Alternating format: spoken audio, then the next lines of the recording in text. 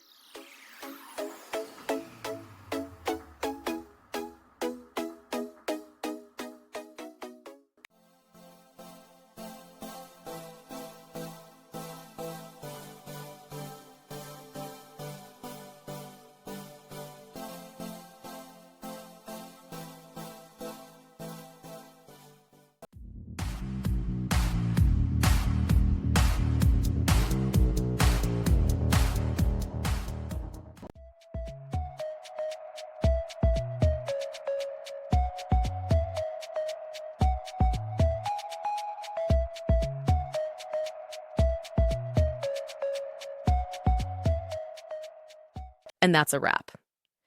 I hope you found the answer you were looking for. If you did, take a second to hit that subscribe button. It really helps out. And let me know in the comments which solution worked best for you.